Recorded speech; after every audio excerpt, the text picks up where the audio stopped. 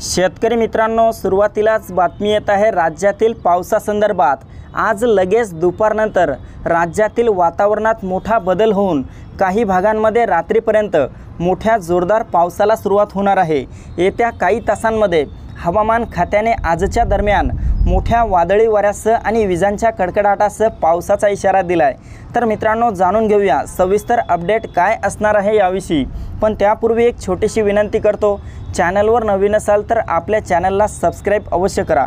मित्रांनो, आपण या ठिकाणी पाहू शकता, लगेच आज दुपारनंतर आणि रात्रीपर्यंत विदर्भातील बहुतांश भागांमध्ये पावसाला सुरुवात होणार आहे।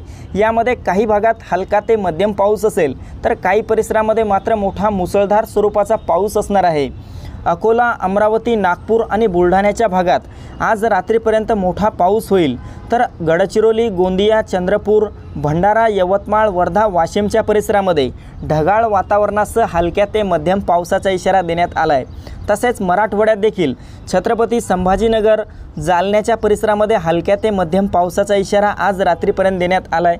तर नांदेड, हिंगोली, परभणी, बीड, लातूर, धाराशिवच्या सर्वत्र भागामध्ये मोठ्या विजांच्या कडकडाटासह ढगांच्या गडगडाटासह पाऊस आपल्याला आज झालेला पाहायला मिळेल।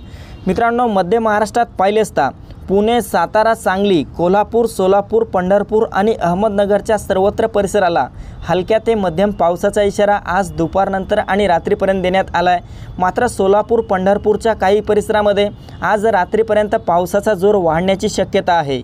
कोकणात पाहिले असता कोकणातील मुंबई, ठाणे, पालघर, रत्नागिरी, रायगड, सिंधुदुर्ग, राजापूर, सावंतवाडी, कल्याण, डोंबिवली, वसई विरारच्या परिसरामध्ये आणि कोकणातील इतरही भागांमध्ये आज दुपारनंतर पावसाला पोषक वातावरण निर्माण होईल। मात्र रात्री दरम्यान मोठा जोरदार पाऊस कोकणातील बहुतांश भागांमध्ये झालेला पाहायला मिळेल।